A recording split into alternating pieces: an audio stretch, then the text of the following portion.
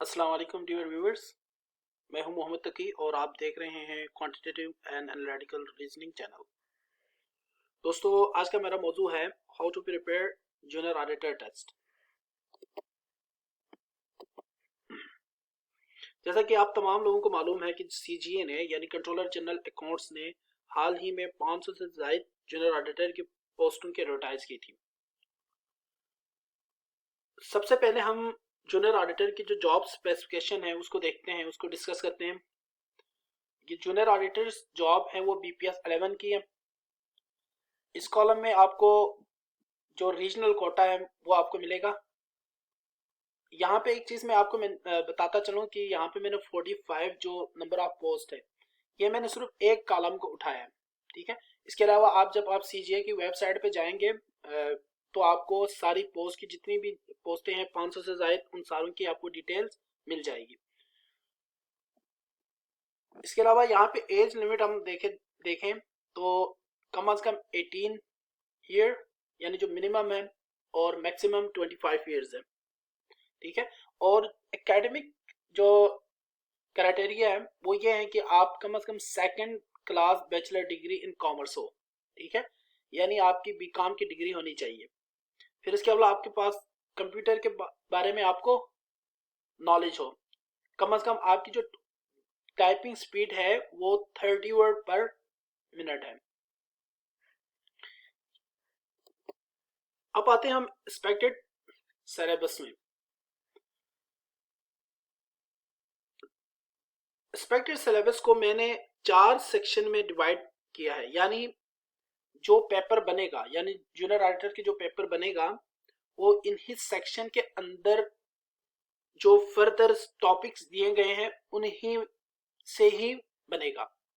इंशाल्लाह पूरा इसी में कवर अप हो जाएगा, ठीक है। हम वन बाय वन तमाम सेक्शंस के डिटेल्स में कौन से टॉपिक्स ज्यादा इंपॉर्टेंट है, कौन टॉपिक कम इंपॉर्टेंट है, यानी यहाँ इन टॉपिक से आपको क्वेश्चन पूछा जा सकता है, ठीक है। सबसे पहले हमारे पास है वर्बल सेक्शन। वर्बल सेक्शन आप इसको इंग्लिश सेक्शन भी कह सकते हैं, यानी आपको इंग्लिश से रिलेटेड क्वेश्चंस आपको मिलेंगे, ठीक है। इसमें जो सबसे पहला टॉपिक है वो एंटोनियम्स एंड सिनोनिम्स है।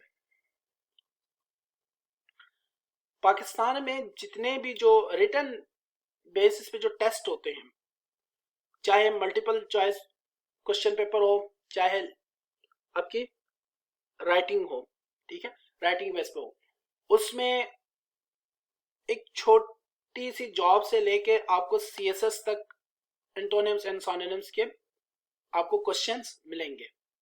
इसके लिए आपने क्या करना है, सबसे पहले आपने अपनी वोकैबुलरी को मजबूत करना है। आप जितने ज्यादा आपको वर्ड्स मीनिंग आपको पता हो तो आप ये पोर्शन आप इजीली सॉल्व कर सकते हैं।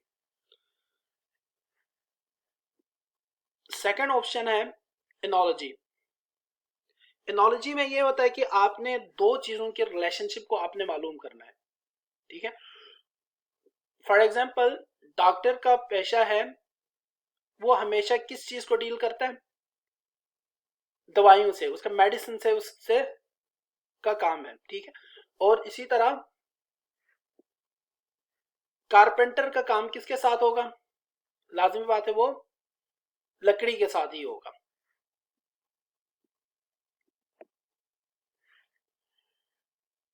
बस इसी तरह ने आपने रिलेशनशिप ऊपर जो दी गई रिलेशनशिप है उसी को देकर नीचे जो ऑप्शंस आपके दिए जाते हैं ए बी सी में उसी को आपने मैच कराना है, ठीक है। उसी रिलेशन के तहत आपने नीचे टिक करना होता है।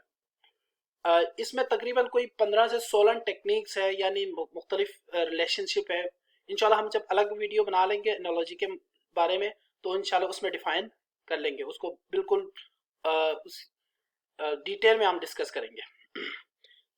तीसरा टॉपिक है इंग्लिश सेक्शन में आपका सेंटेंस स्ट्रक्चर और parts of speech. Sentence structure में आपके सारे टेंसेस ये इंक्लूड होंगे, यानी जो 12 टेंसेस हैं। इसके अलावा active and passive voice, direct indirect और कंडीशनल सेंटेंस। ठीक है। ये कंडीशनल सेंटेंस जैसे कि इफ वगैरह है, उस वो जो सेंटेंस आते हैं उसके बारे में आपको नॉलेज होना चाहिए। इसी तरह पार्ट्स ऑफ स्पीच है। पार्ट्स ऑफ स्पीच में क्या वर्ब कहाँ पे यूज होता है, इसकी सेंटेंस करेक्शन के लिए आपके पास आ जाता है। तो पार्ट्स ऑफ स्पीच भी आपके पास मुकम्मल, आपको उस पार्ट्स ऑफ स्पीच के बारे में नॉलेज होना चाहिए।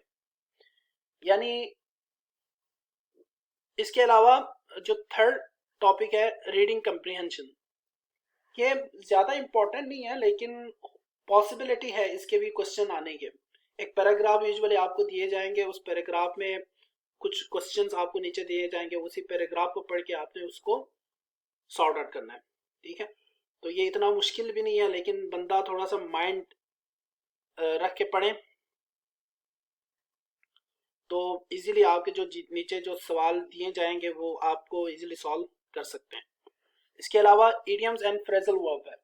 इडियम्स में जिसको हम कहावतें कहते हैं कि मुख्तलिफ कहावतें हैं, ठीक है, वो पॉसिबल है, आने का चांसेस हैं, तो इसको भी आप इग्नोर ना करें, इसके ऊपर भी गो थ्रू जरूर करें, टच करके रखें। कुछ फ्रेजल वर्ब जो इंपॉर्टेंट फ्रेजल वर्ब्स हैं, मेरे पास काफ़ी फ्रेजल वर्ब्स पड़े हुए हैं कि जो मैं आपको शेयर कर दूंगा इंशाल्लाह। आप अपनी जो ईमेल आईडी है वो नीचे कमेंट्स में लिख लें, मैं सबको जितनी भी चीज़ें हैं मेरे पास, इंटरनेम्स के बारे में भी हैं, नॉलेजी के बारे में भी हैं, सेंटेंस स्ट्रक्चर के बारे में कंप्लीट बुक मेरे पास पड़ी हुई है, इंशाल्लाह वो सारी चीज़ें आपको मैं सेंड कर दूंगा। आप अपनी ईमेल आईडी नीचे कमेंट्स में लिख लें, ज़रूर लिख लें।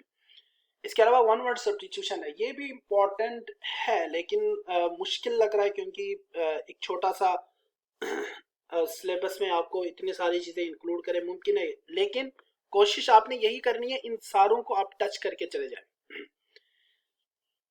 एक सेंटेंस दी जाती है, आप उसको एक पॉसिबल वर्ड में आपने कन्वर्ट करना है, यानी उसकी एक्चुअली एक वर्ड की डेफिनेशन को आपने करना है।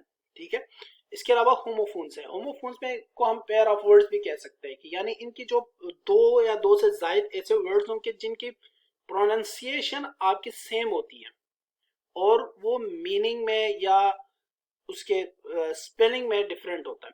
ठीक है, तो इन चीजों को आपने देखना है।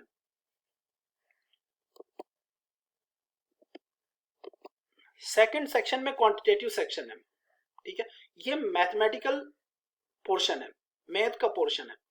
इसमें सबसे पहला जो टॉपिक है वो न्यूमेरिक एंड फ्रैक्शन प्रॉब्लम है। न्यूमेरिक में आपको मुख्तलिफ नंबर्स दिए जाएंगे, यानी आपके आईक्यू लेवल आपको चेक करना चाहते हैं।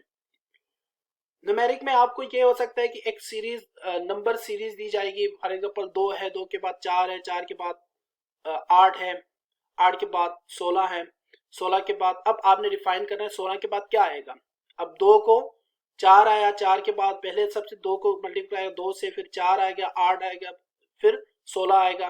अब ऑटोमेटिकली जो ऑप्शन होगा वो 32 होगा, ठीक है, 32 होगा। इस तरह के आपको क्वेश्चन आते हैं। फ्रैक्शन प्रॉब्लम्स में ये हो सकता है कि 5/2 और 4/5, इस तरह के दो ऑप्शंस या 4 ऑप्शंस और भी देंगे। आपको कहा जाएगा कि इन चारों में से कौन सा विच इज द स्मॉलेस्ट, यानी कौन सा फ्रैक्शन सबसे स्मॉल है और कौन सा fraction which is the greatest, इस तरह के आपको पूछ सकते हैं। Ratio, the second option is sorry the second topic is ratio and proportion. Ratio दो चीजों के बारे में आपको अपने रिलेशनशिप निकालनी है। ठीक है, फॉर एग्जांपल एक क्लास में 100 मेल है, 50 फीमेल है, तो आप इन दोनों का रेशियो क्या हो सकता है, 2/1। ठीक है, यानी दो चीजों के कंपैरिजन आपने करने हैं।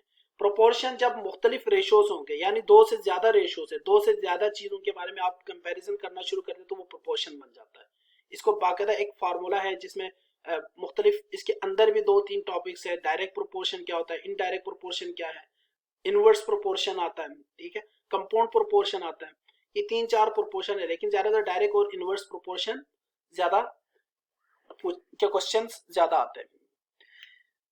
थर्ड जो टॉपिक है वो डिस्काउंट प्रॉफिट एंड लॉस है। डिस्काउंट एंड प्रॉफिट लॉस के बारे में भी आपको पूछ सकता है। ठीक है, डिस्काउंट एक बिजनेस स्टार्ट करता है, तो एक बंदे ने कोई चीज परचेज की तो वो आगे 100 उसको कितने रुपए में उसको डिस्काउंट दे रहा है। इसी तरह प्रॉफिट कितना होता है, वो कितना हुआ। अगर कोई चीज नुकसान में बेचा तो उसका लॉस आपने फाइंड आउट करना है। इस तरह के क्वेश्चन आ सकते हैं। परसेंटेज एंड एवरेज भी आ सकता है कि यानी परसेंटेज मालूम करना है, ठीक है। किसी चीज की एवरेज निकालना हो तो एवरेज, मिसाल के तौर एक बंदे की 7 सब्जेक्ट है, मुख्तलिफ नंबर्स हैं और सारों के मिला के उसकी एवरेज क्या मार्क्स हैं, वो भी हो सकता है। वाटर टैंक भी आप water tank and work problem water tank में ये हो सकता है कि एक टैंकी है, टैंकी के में 2 नाली लगी हुई होगी, 2 पाइप होगी। अगर एक पाइप को खोल देंगे तो वो 10 मिनट में आपको टैंकी फुल कर देती है। अगर दूसरे पाइप को आप खोल देंगे तो वो 20 मिनट में कर देंगे, ठीक है। अब क्वेश्चन ये पूछा जाएगा अगर हम दोनों को खोल दें एट ए टाइम पे तो टैंकी कितने मिनट में वो फुल हो सकती है, ठीक है। इस तरह के क्वेश्चन पूछ सकते हैं। वर्क प्रॉब्लम्स भी है कि एक बंदा एक काम को, एक दीवार, मिसाल के तौर एक मजदूर है, एक मिस्त्री है कि वो एक दीवार को 10 दिन में कंप्लीट खड़ी कर लेते हैं, ठीक है। अगर दूसरा मजदूर है वो काम करने में स्लो है, वो क्या करते हैं, वो 10 से 15 दिन में 15 दिन लग सकता है उसके लिए। तो अब दोनों मिल के काम करेंगे तो वो कब खत्म होगा। इस तरह के प्रॉब्लम आ सकते हैं। एज प्रॉब्लम है कि मुख्तलिफ आपको 2 चीजें, हमेशा 2 स्टेटमेंट होती है एज में। पहले आपको पास्ट का कोई इंफॉर्मेशन दी जाती है कि पास्ट में वो बंदा इतने साल का था और फ्यूचर में इतने का है, तो उसके दूसरे के साथ रिलेशनशिप, जिसके साथ रिलेशनशिप है, उन दोनों की आपने एज निकालनी होती है। ज्योमेट्री के बारे में भी पूछ सकता है कि आपके सर्कल के एरिया किस तरह मालूम करते हैं, स्क्वायर के एरिया किस तरह मालूम करते हैं, स्क्वायर के क्या कहते हैं उसका, सर्कल का सरकमफ्रेंस आप मालूम करें, रेडियस क्या होता है। इस तरह के मुख्तलिफ क्वेश्चंस आपसे पूछा जा सकता है।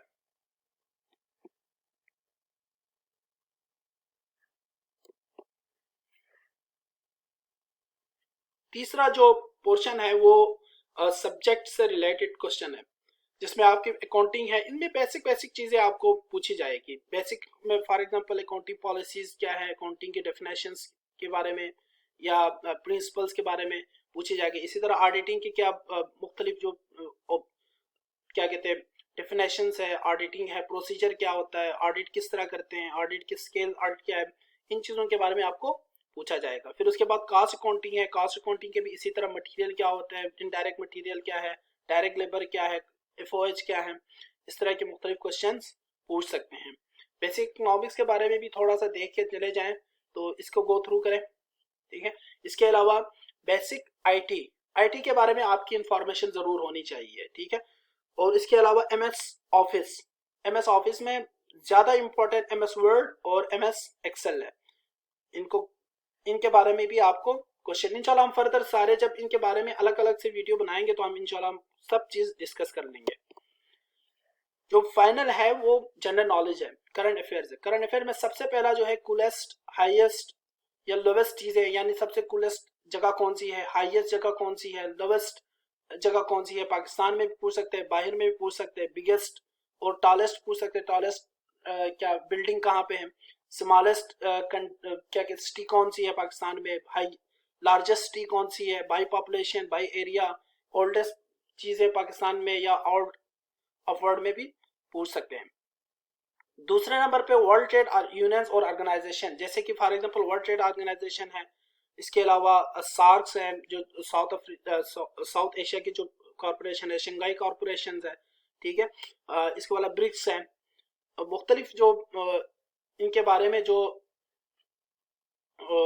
ऑर्गेनाइजेशन है उनकी हेडक्वार्टर्स, उनके जनरल सेक्रेटरीज, उनके डेट ऑफ फाउंडेशन, इन सारों के, इनके मेंबर्स, ऑब्जर्वर्स, इनके बारे में आपको क्वेश्चन पूछा जा सकता है। इनके दरमियान लेटेस्ट एग्रीमेंट क्या हुआ है, ठीक है। मुख्तलिफ कंट्रीज के साथ एग्रीमेंट होता है, उनको भी आपसे पूछा जा सकता है।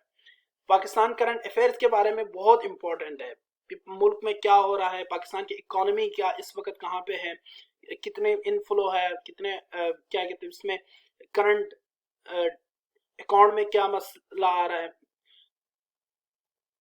बजट का पूछा जा सकता है पाकिस्तान का। इसके अलावा आपके एक्सपोर्ट इंपोर्ट, ये सारी चीजें आपसे पूछा जाता है। करंट अफेयर्स में कौन, पाकिस्तान में कौन इस वक्त एक्टिव है, पॉलिटिकली भी हो सकता है कि